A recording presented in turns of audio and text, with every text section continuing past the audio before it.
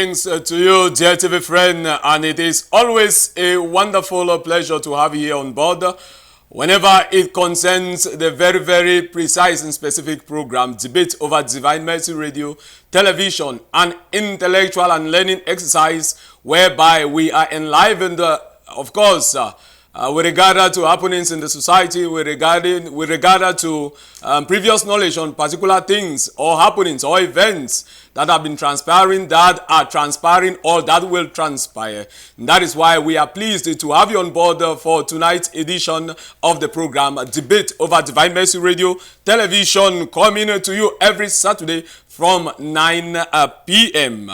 Today is Saturday, the 22nd of March, 2025.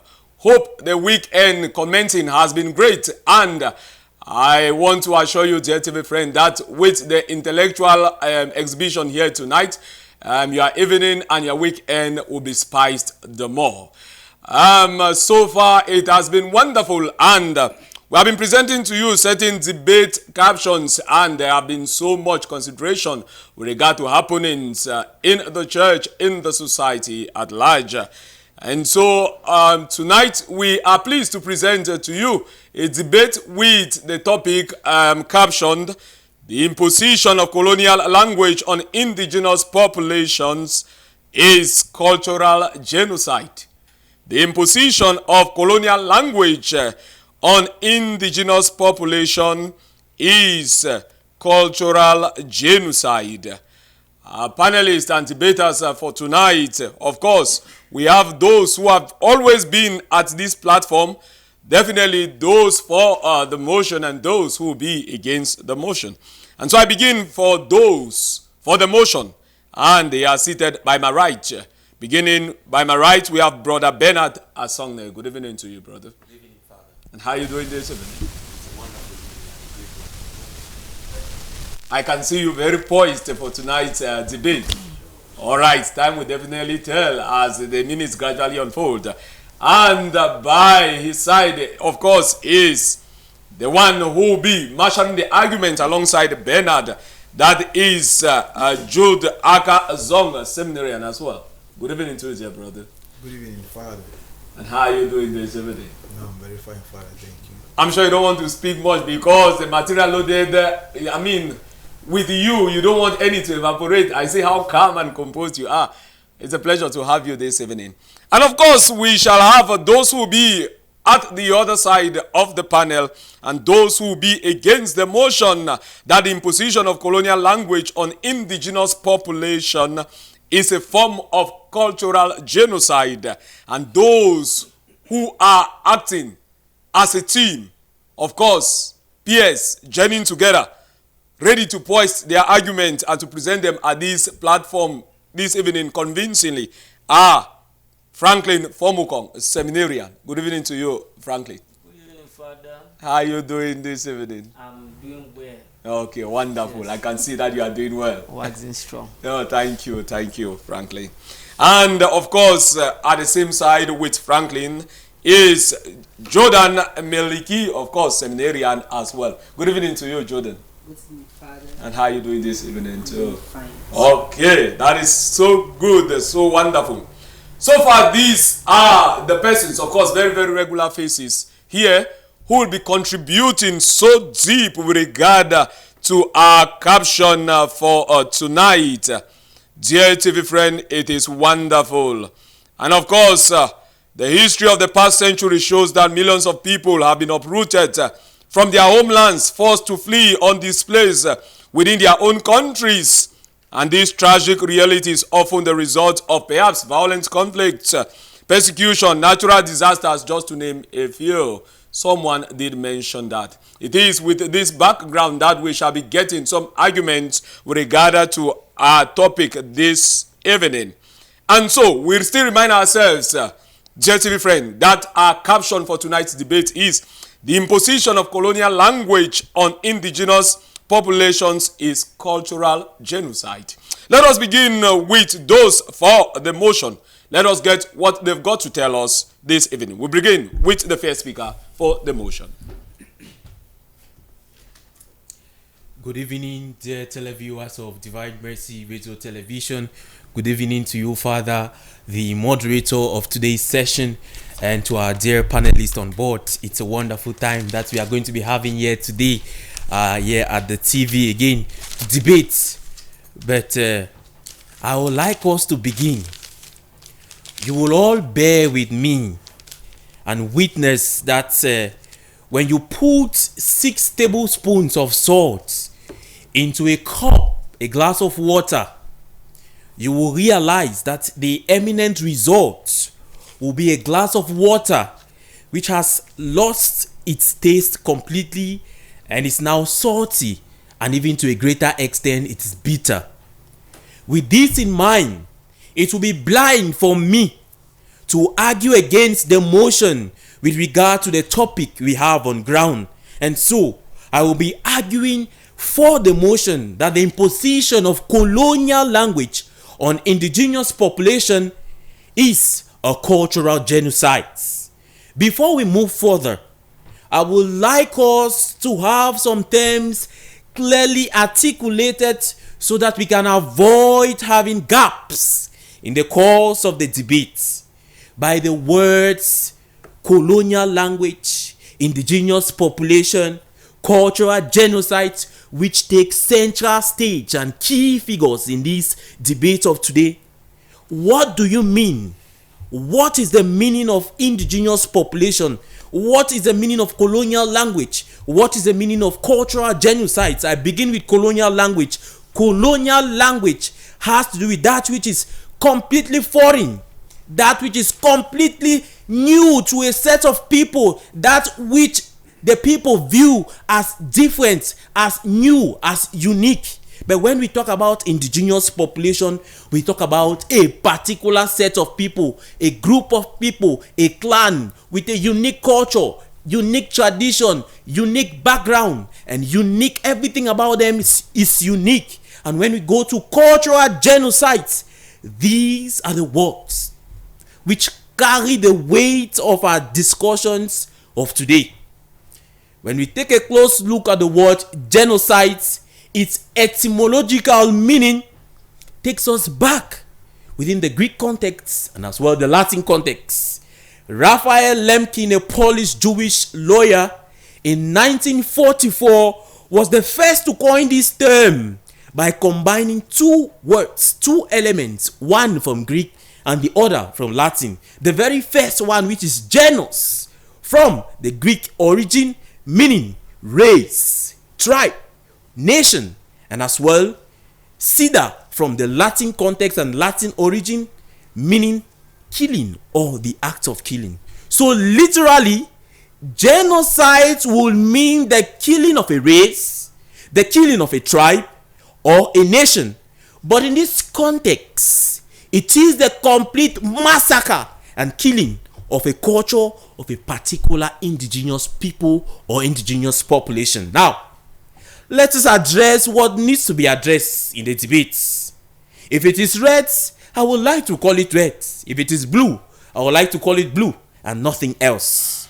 When we look at European colonial language and its influence on African culture, it has done more harm than good, and I stand to boldly say it without fear of contradiction from anyone.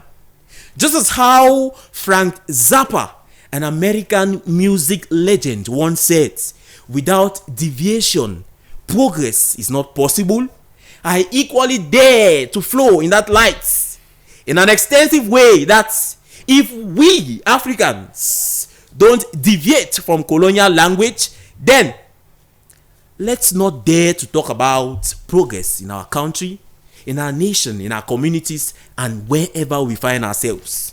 Imagine, I would like us to borrow the thoughts of the very venerable Pan-Africanist Patrice Lumumba, who is the voice of our time. Imagine that if we Africans were using our mother tongues to define certain things. Imagine that you, as a soul man, you are using your mother tongue to define things as they are. Would their meanings be the same as the languages we have been fooled to speak today? It's a rhetorical question that we must answer as the debate goes on. With the presence of all these languages, we sometimes find ourselves prisoners of the Portuguese language, prisoners of the French language, prisoners of the English language, and so on and so forth, and of other colonial languages which have cropped and embodied our society today in Africa, which we have wholeheartedly appropriated and which we now deploy in terms of engagement with regards to politics, with regards to economics, with regards to our social lives, and with regards even to our spirituality. History, which never fails us and always brings us out of what is hidden, has demonstrated and still demonstrates not once, not twice, that the intentions of colonial language appear to be noble in the beginning, but when they have come in like the proverbial Trojan horse, they go beyond their mandate in search of their egoistic pursuits. And that is why from these languages they start introducing their colonial policies, such as assimilation for the French, indirect rule for the British, to fully make the people forget their own cultures and to look up to colonial ones as supreme and as demigods. Now, show me what is happening to Libya today. Show me what is happening to Libya today. Show me what is happening to Central African Republic today. Show me what is happening to Somalia today. They were all well-intentioned in their languages, in their cultures, but today they have been brought down by the nuanced fooling of European languages, of colonial languages, which has come to take over.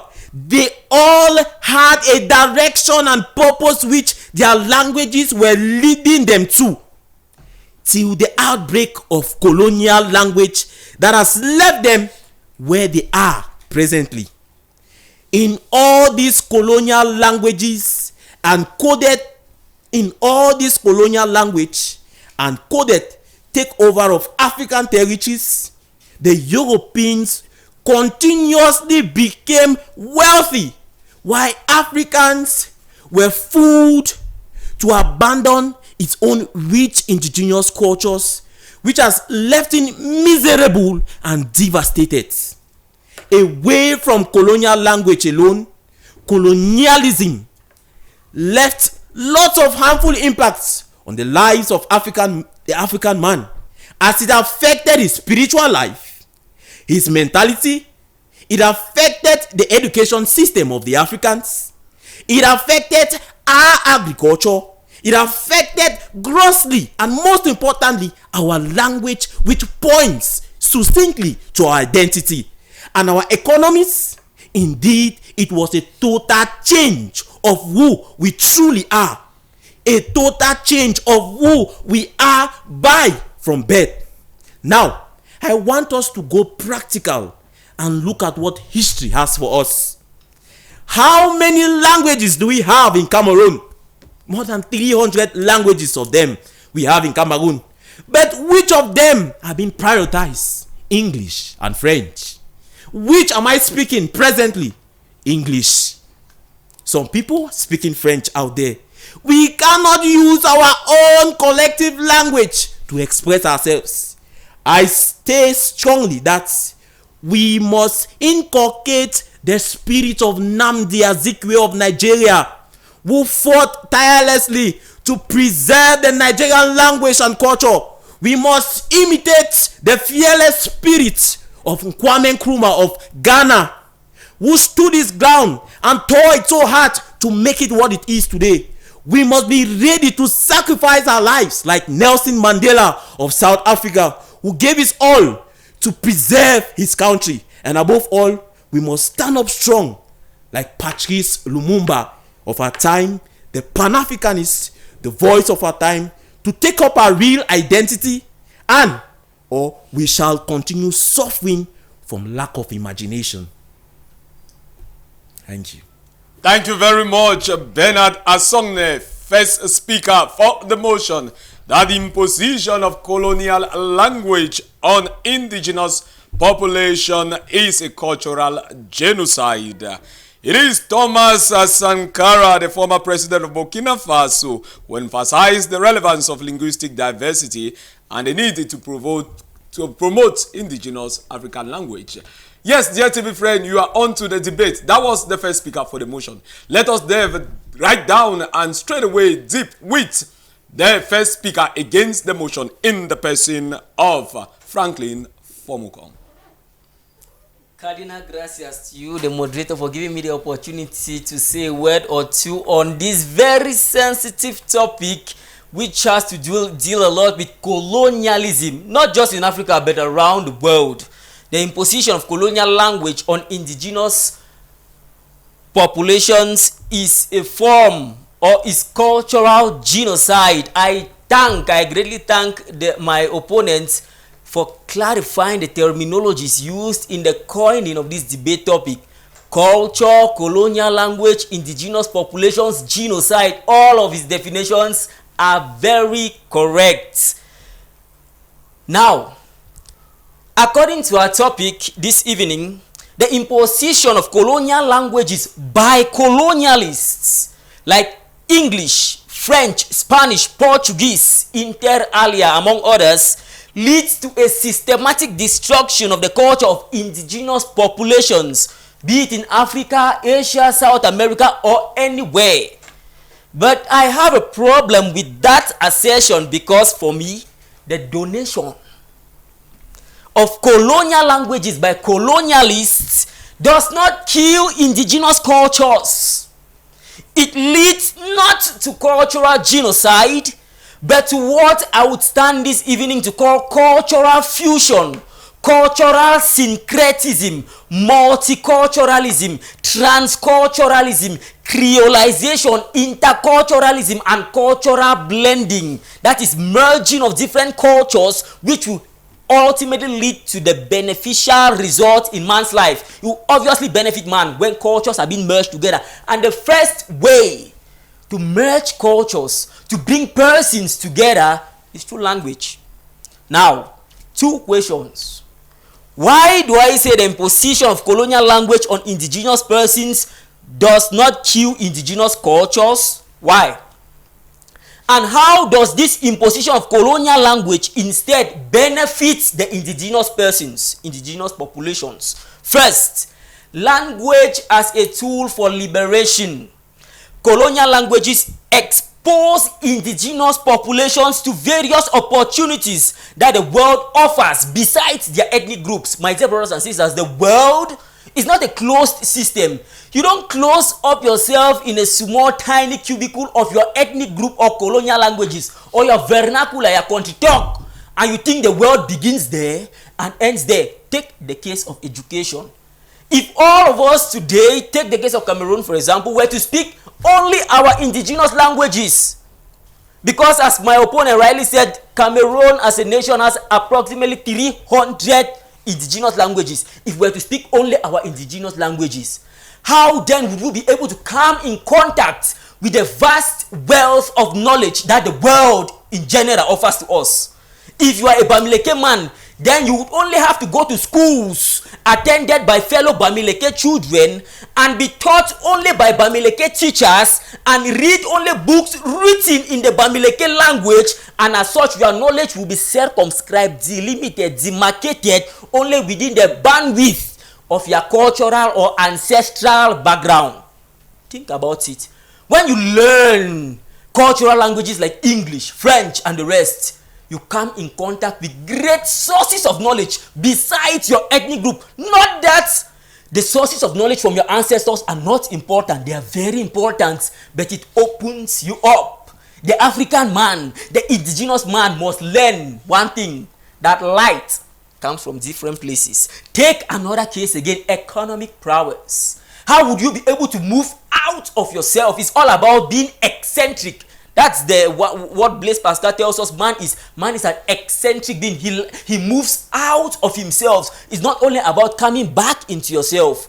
moving out? How will you be able to move out to the greater majority of the world, to encounter the world in business, in economy? How would you be able to do that if you delimit yourself just to your culture and your cultural language? How would you, a Bakwere man, be able to communicate properly with someone in England if you want to organize a business deal? How you do that? Even how you, a Bakwere man here in Boya, be able to communicate with somebody in Douala if you people were speaking just your indigenous languages? It will be obviously impossible. And I take the third dimension of language as a tool for liberation, which is global communication. I've already stressed on it. How would migrations be possible? How would people be able to move out of themselves to meet their brothers and sisters of the world without these colonial languages, my dear brothers and sisters? And of course, the imposition of colonial languages benefits the indigenous man in the sense that it leads to cultural exchange. Man is not an island. You don't want to think that people who want to just be only within yourself. You are satisfied being only around your village people. Closing up, that is not even the idea of Jesus Christ. Jesus Christ tells us, may they be one. How can you be one with your brother if you truly see your brother from a different country, from a different ethnic group? If you see him as a brother or a sister, how would you be able to meet them, interact with them, if you close up yourself just to your particular ethnic or indigenous language? Colonial languages promote and foster communication. They foster what the Stoic philosophers refer to as the universal brotherhood. And as such, I will tell you, the imposition of colonial languages on indigenous populations does not kill culture, but it leads to cultural blending. Thank you. Thank you very much, Franklin Fomukong, first speaker against the motion that imposition of colonial language on indigenous population is a cultural genocide. According to his assertions, the imposition of colonial language on indigenous populations is not a cultural genocide, and in fact, according to him, it is a cultural fusion, a cultural blending. Thank you so much for that argument. And straight away, dear TV friend, if you are just joining us, you are on to the program Debate over Dmrtv. It is only Divine Mercy Radio Television that brings to your awareness and to your notice intellectual exercises and awareness and consciousness and awakening with regard to societal conceptions about certain aspects over the entire globe every Saturday from 9 p.m. Dear TV friend, straight away, we shall delve with, of course, the second speaker for the motion that the imposition of colonial language on indigenous populations is a cultural genocide, and that is Jude Aka. Let us get the floor and what Jude Aka has for us tonight. Thank you very much, the moderator. Good evening, dear viewers of Dmrtv. Good evening to my colleagues here on the panel with me. To begin with, I would like to clarify some things. Now, when Brother Franklin Fomokongujo spoke now, he ended with the words, the imposition of colonial languages bring about cultural fusion. Now, from the best of my knowledge, to fuse is to bring two things together and merge so that they become one. And I would like to ask, which are the two things, which are the two languages that our colonial masters fused together to bring about the cultural diversity which he kept on mentioning? And I felt during his part of the debate that he tactfully changed the topic of our debate, because he kept on mentioning the donation of colonial languages. It was not a donation. It is not a donation we are arguing about. We are on imposition of colonial languages. Now, what is culture?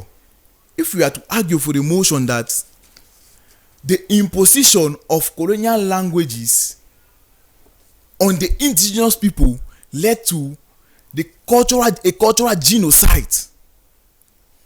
What is a culture? A culture is defined as the way of life of a people. It is a multifaceted concept that has to do with the totality, the identity of a people. And the identity of a people is perfectly explained in their language, how they communicate.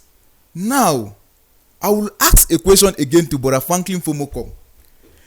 You talked about the fact of the colonial masters coming to colonizing the world and bringing a common language to make us one, bringing their language.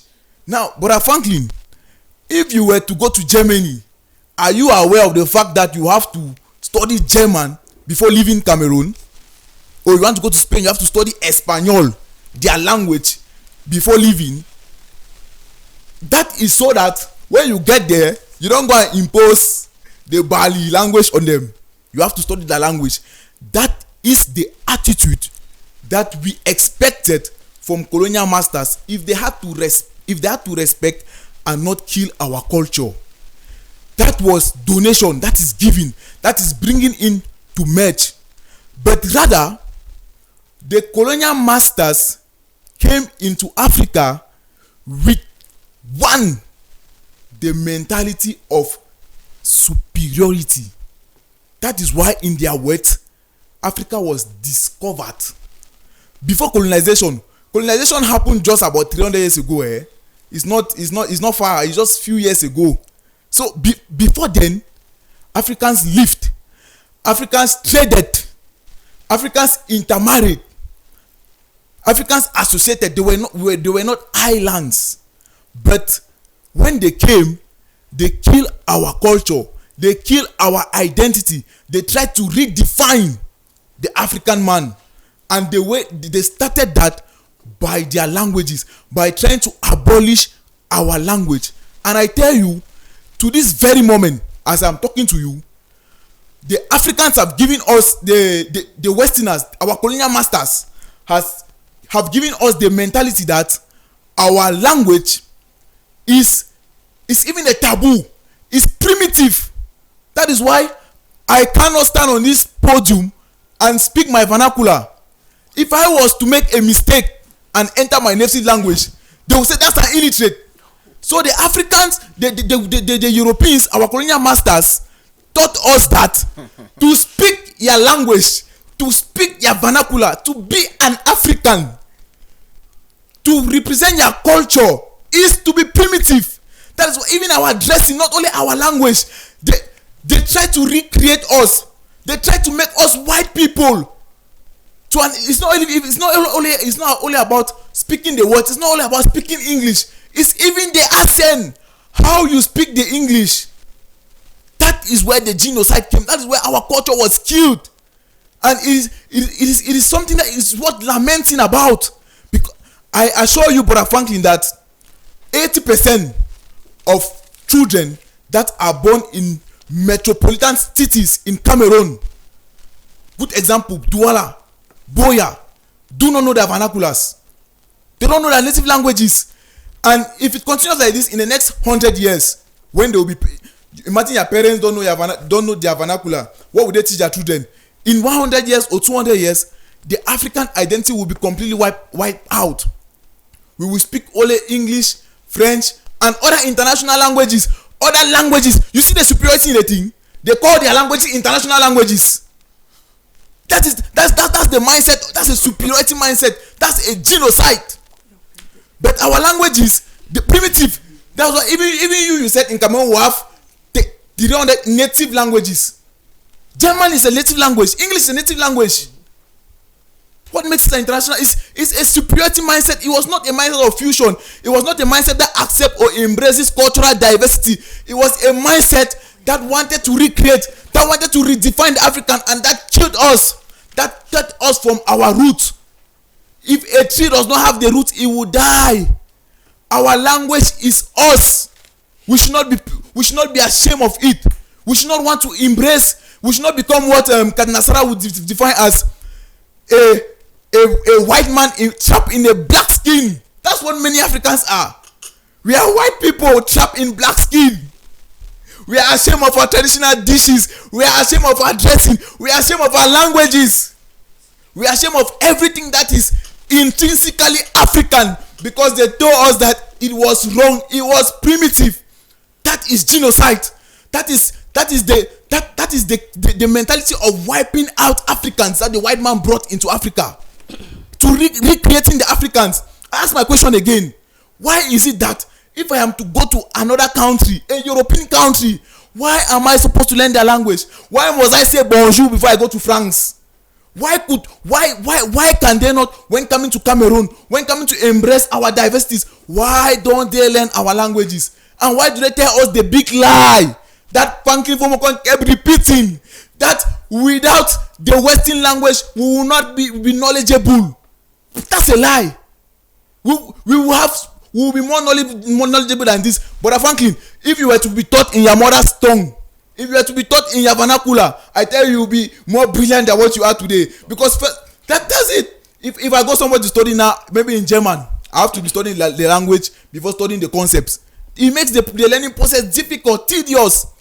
But if I was to study in my vernacular, if I was to enter the class and they say Wumbi, and I say Wumbi score, that will be embracing me, that will be creating me, that will open up. And I want to end by quoting the very vibrant writer. The name should be escaping me. The man who wrote the book How to Make Friends and Influence People. Dale Carnegie. Dale Carnegie said, when you speak to somebody in a language he learned, you speak to his head. When you speak to him in his indigenous language, you speak to his heart. To his heart. From a study of philosophy, I would like to ask, like the most venerable formator, Reverend Father Terence Chi, Brother Franklin Fomokong, between the head and the heart, which is deeper?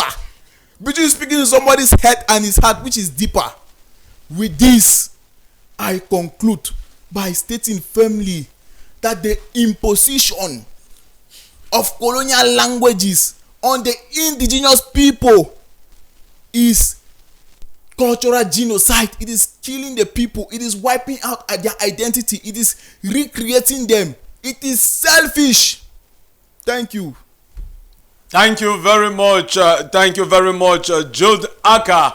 Of course, that was the second speaker for the motion. And I want to think that temperatures are increasing, the tides are heightened, and I know emotions are whipped up, and the place is becoming very, very tense with the argument. And that is the debate, dear TV friend.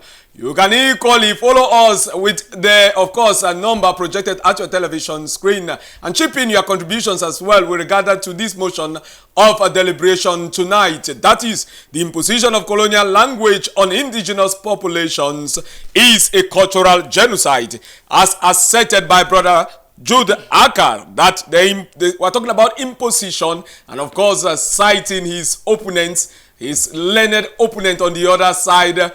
He noted that we are not talking about the donation but imposition here, and he said it's a mindset, and so which seems to recreate and not to nurture what is within the African people and the culture. That is it, dear TV friend. That was the second speaker for the motion. I know the topic is so captivating and you are following us keenly. You can follow, and I urge you to remain glued to your television screens till the end. At this point in time, we shall take you deep into the heart, not just the head, of the second speaker against the motion in the person of Jonah Meliki. Over to you, Jordan. Thank you, moderator. Why could the Europeans not learn our own languages? And I'll answer the question for you. In Cameroon, how many languages do we have? How do you expect a visitor to learn close to 300 languages before passing out the information that he brought? Even we, the Cameroonians, we can even learn all those languages, and you expect a visitor to learn it. Can we be more practical?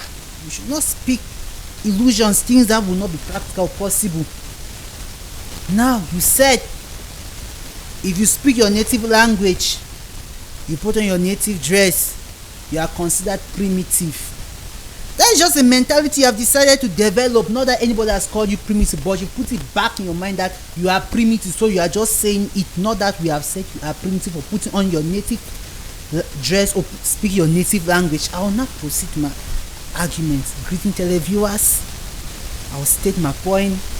I am against the motion that the imposition of colonial language on the indigenous population is cultural genocide.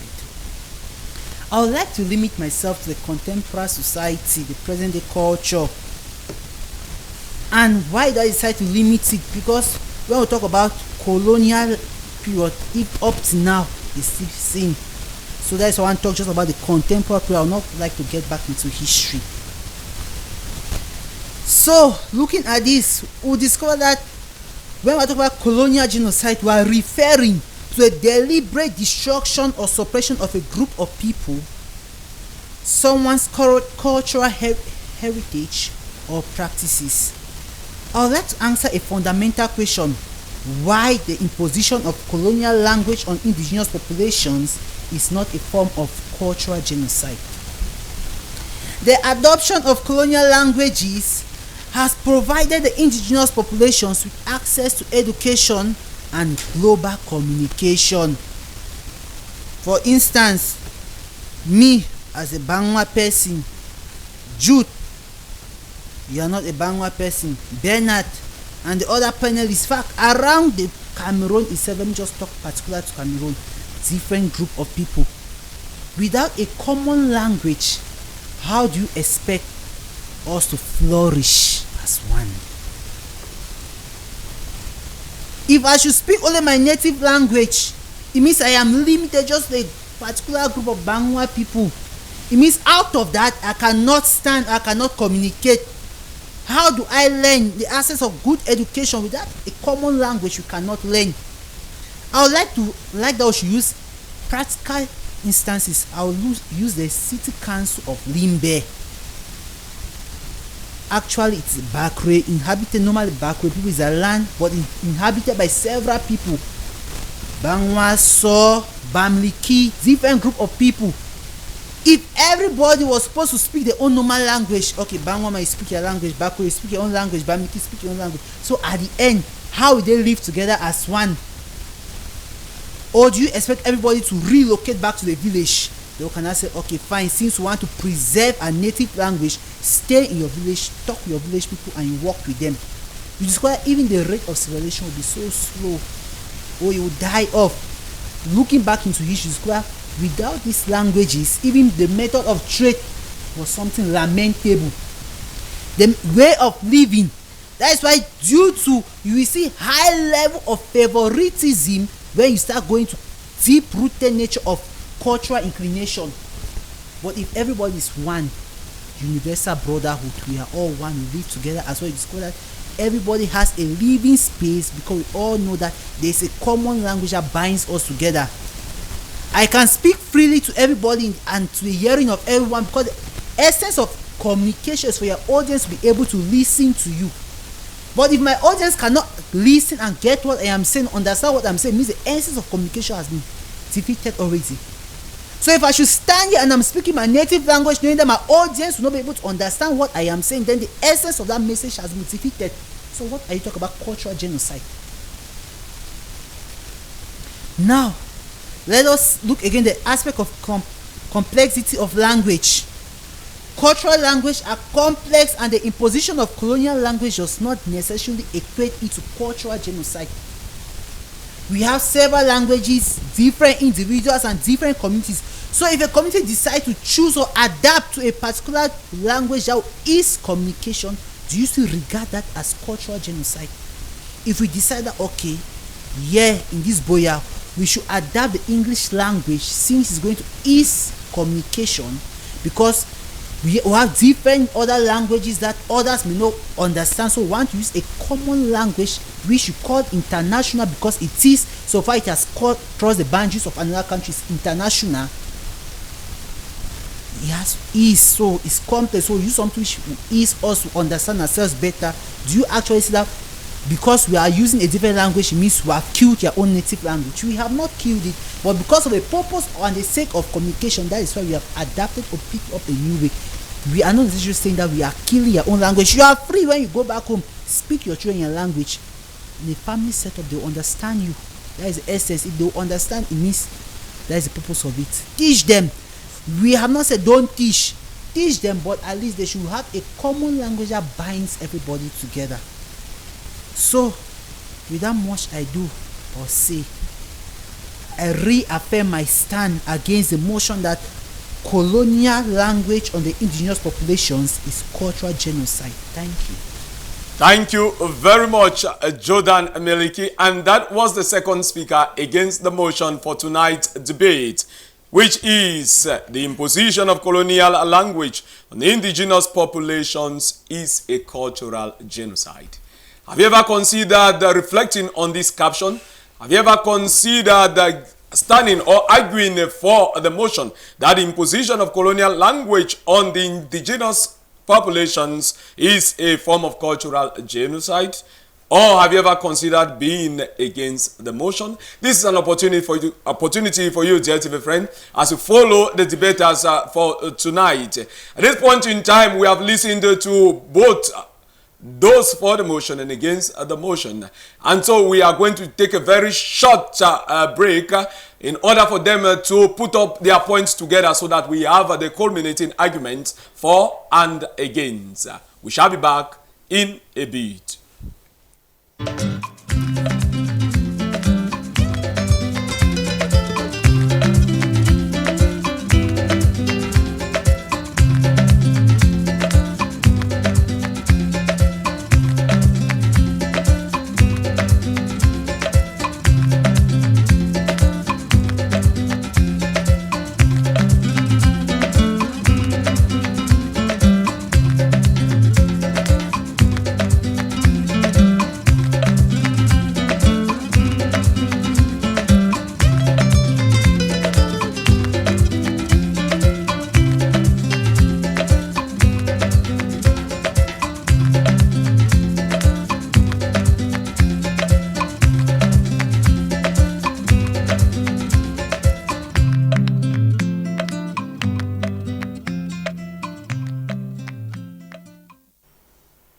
Thank you very much and welcome back, dear TV friends. So far, so good. It has been wonderful. And in fact, those who are poised to give their culminating argument with regard to tonight's debate topic have been telling me, please let us take off the short interlude because they are poised so that we are not caught by time. Dear TV friend, let us still remind ourselves that we are onto the topic. The imposition of colonial language on indigenous populations is a cultural genocide. It has been wonderful so far. Let us get the culminating arguments, the final points coming from those for the motion. And that will be Bernard Asongne, who will be taking the floor again once more. Thank you very much, Father. It's an honor again to come to wrap up and to put a cap on my point with regards to this debate that is causing a lot of tension. Yes. But I would like us to calm down, yes, and take what we have to take and leave what we have to leave. It is very clear to me that all of us, the panelists sitting here for this debate, have been baked from the same oven. Back on time? Yes. And as people have been baked from that oven, I would dare to say, let us stay within the context of what intellectuals do. Let us stay within context and be precise. We are talking about imposition of colonial language, and that which comes behind is a genocide of culture, killing, murder, massacre, malice, evil. All together, they all come together to tell you that culture in Africa has nowhere to stay. Let us go back. There are two things making news in these debates. Just two. Two things. The very first one there that captures it all is cultural genocides, and the second is colonial language. Cultural genocide. The genocide here is the killing of culture. And what kills culture? Colonial language. Now, my dear panelists, on the other hand, before you hold firm your convictions about this debate topic that we have, that is so dear to our hearts, I would like us to recall vividly and think like men who have sat in areas that are very hot about the evils, about the malice, the sufferings that countless genocides have left people in. I want us to recall gently the genocides around the world. Just take your mind around it. In the world, let's begin with Africa. The Rwandan genocides of 1994 involving the Hutu tribe, systematically murdering an estimated number of about 800,000 Tutsis in a span of about 100 days. Get your head around. That's what is called a genocide. It is massacre, complete take away. There's nothing left. One take away one is zero. Nothing left to remember his name. Let's go to Europe. Have you forgotten suddenly about the Holocaust of 1941 during the Second World War to 1945 by the Nazi regime of Germany, headed by Adolf Hitler? I can dare to say Lucifer's brother, who murdered an estimated number of about 6 million Jews. Have you suddenly forgotten about? That is genocide we are talking about. That is genocide of the first order. This same genocide, my dear friends, in another form is being experienced today, now, as our own indigenous cultures have not just been killed, but have been killed and they have been forgotten. If you sample 1 out of 10 here in Boya, they will not speak their vernaculars. They will speak fluently the language of the Britain, the language of the French, and some will even dare to speak the language of the Portuguese. Get your mind around these things. Get your mind. When we look at the society today, there is no hope for generations to come to benefit even from a glimpse of what our indigenous language and cultures look like. And that is why when our fathers were taken as slaves to the land of the unknown, the only song which they sang was home, my home, my home, home, my home, my home. When shall I see my home?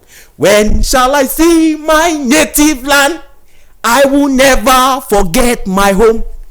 Their home was center, direct to their hearts.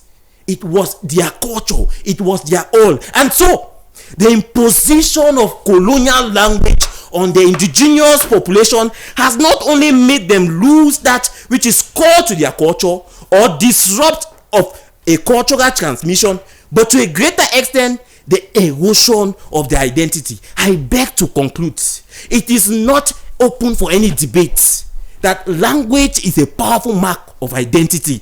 And so, when indigenous people are forced to abandon their language, they lose a vital connection to their history, to their community, and their sense of self. As a result, all of these can lead to feelings of alienation. This, my brothers, you know what I'm talking about. Feelings of despair, marginalization, and a huge gap of cultural loss.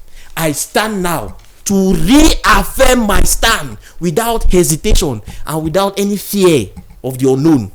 That the imposition of colonial language on the indigenous population is a big form of cultural genocide that must be breached with immediate effect. Let's leave it there. Thank you very, very much, dear TV friend. That was Bernard Asongne. arguing for the motion that the imposition of colonial language on indigenous population is a cultural genocide. You got the assertions for yourself, you got the argument purported, and of course citing the famous Rwandan genocide and the Holocaust of Nazi Germany. Let us equally usher you to the platform and to the presence and of course to the intellectual and deep-rooted technical and tactical know-how of Franklin Fomukong, who will be taking the stance arguing against the motion to wrap up with the argument that the imposition of colonial genocide and language on the indigenous population is a colonial genocide. Let us get the argument against this motion with Franklin Fomukong. Thank you very much, Mr. Moderator, for giving me the opportunity to cement my arguments as regards whether or not the imposition of colonial language on indigenous populations is a form of cultural genocide. And if I were to counteract my opponent's arguments, that's the last two speakers, my opponents, before delving into what I have to say now will be a form of distraction, because I will simply tell you and the listeners one thing, that the African man never stops crying. And I'll ask my opponents one question: was America colonized or not? When I listen to what my opponents said just now, it provokes me to another debate topic, which could be debated again. Yes. Who is responsible for the current state of Africa now? Is it the colonialist or the African man himself? If I am to go to Germany, who tells me to learn German here in Cameroon? My Cameroon government tells me to learn German. But that's, by the way, those are distractions. Let's get into the crux of the matter this evening. Now, I take an example. Let's not limit our topic to Africa. Colonial languages. You see, there are about 2,294 indigenous languages in Asia. In Africa, there are just about 2,144 indigenous languages. And when we come down to Cameroon, there are approximately 286 ethnic groups in Cameroon, with over 260 indigenous languages spoken by these ethnic groups. Now I tell you, as has been my point since the start of these debates, colonial languages promote universal brotherhood. How do I say so? It is of course said and cited severally by my opponents and many others that, for example, if I, an Anglophone, is to cross the Mongo River, I become dumb because most of those across the Mongo speak French. That's a form of division which has been brought about by colonial language. But I tell you now, if I am a Bakweri man and I speak just Bakweri, and I am to move just to a Kondo Titi, where I am to meet Bakosi people, I am to move to Nyandong where there are Bakosi people, will I be able to communicate with them? No. So you see that colonial languages, though they divide populations, they narrow the boundaries. Boundaries are being reduced because indigenous languages increase the boundaries among indigenous peoples themselves. Colonial languages reduce the boundaries. As a Cameroonian who speaks French, I can easily communicate with a citizen of the Democratic Republic of Congo who also speaks French. I must not necessarily learn Lingala before I can speak to him. As a Cameroonian who speaks English, I can sit in front of my television screen and listen to football commentaries from Peter Drury and I'm amazed. Why? Because I can listen to English language. Not that my cultural languages, not that my indigenous languages are not important, but that it is also important to embrace what the world offers to man. As I earlier said, indigenous populations should always take note that light comes from different places. And as regards the learning of indigenous languages, there were colonialists who learned indigenous languages. David Livingstone, before preaching the gospel, learned the indigenous language of the place where he preached before preaching to them in those languages. All my opponents' counteractions have been on economic prowess. That these languages wipe out the culture of the African man and they cause him not to grow economically. And I will still ask the question again, which I think it should be used as a follow-up debate topic to this present topic. Who is responsible for the state of the African man now? Is it the African or the colonialists. Let the Africans stop crying. Thank you. Thank you very much. Thank you very much, Franklin Fomokong, for dotting the I's and cutting the T's accurately regarding to this debate topic this evening. The imposition of colonial language on indigenous populations is a cultural genocide. So far, it has been wonderful. I want to use this opportunity to render immense thanks to all our debaters tonight. Those for their motion and the persons of Bernard Songne and Jude Aka. And on equal strength, those against the motion, the persons of Franklin Fomokong and Jordan Meliki. JTV friend, so far it has been wonderful, and I want to think that we got an input here. Just a comment, not an input per se, whether for or against. But this of Vitalis Pikiaka, who says, hello, greetings to all of you and the panelists. It has been great. I've been following from the beginning till the end. The debate today is hot, hot, and hot. Thank you so much. It has been so educative. That is Ndiso Vitalis Pikiaka who gave in that remark. Thank you so much. I know, JTV friend, if the floor were to be given to you, lots will be for the motion, lots will be against the motion. But I want to think that tonight the debaters have actually met the objectives. Before giving or drawing the curtains for tonight's program, I want to say comments first and foremost with regard to the research.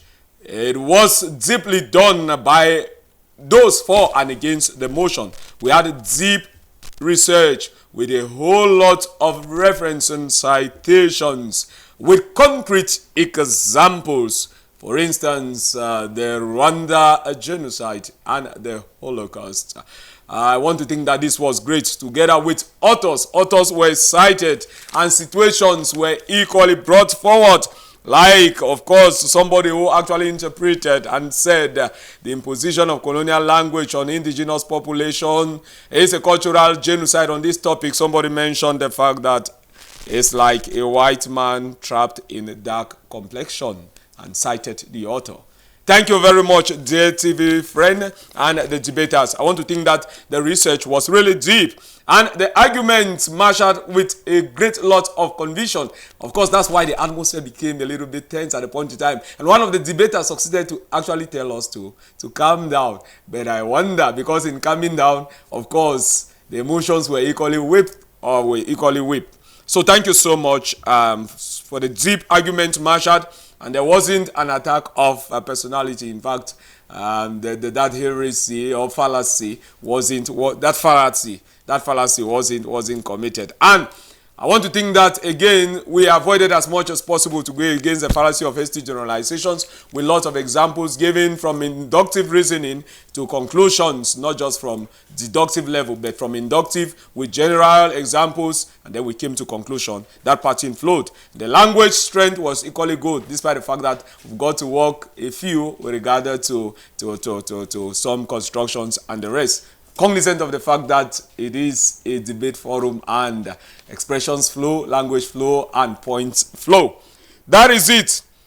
JTV friend, at this point in time, I know you could be waiting to hear who emerges victorious for tonight's debate. As per my opinion, I want to think that it has been wonderful. So far, so good. And all of the debaters met the objective of enlivening and our evening. It is an opportunity for you to equally reflect, to meditate, to ponder. And so I want to give any strategic classification of scores or percentage at this point in time, so that I don't fall into a pit of reduction criticism. I don't try as much as possible to unearth what has been unearthed already. So far it has been wonderful and enlivening. Dear TV friend, consider the point and the caption again. Reflect on it. The imposition of colonial language on indigenous populations is a cultural genocide. And from it, we equally got other tributaries of more debate topics. With regard to the current state in Africa, who is responsible for the current state of African cultures and the indigenous population? Is it the colonial masters or the Africans themselves? Of course, that is a fruit of thought. Thank you so much, dear TV friend. The broadcasters have been J.C. Agum working in close collaboration with Ambrose Tasang on pastoral assignment, seminary and pastoral assignment here at the Divine Mercy Radio Television. Now, debaters for tonight once more have been Bernard Asongne, Jude Aka, Franklin Fomukong, and Brother Jordan Meliki, all seminarians on pastoral here. Thank you for your keen attention. Hope to see you next Saturday for another interesting debate topic, for another moment of enlightenment and to be enlivened with regard to current issues that are worth reflecting. Until then, it's a goodbye from our end to yours. Stay blessed.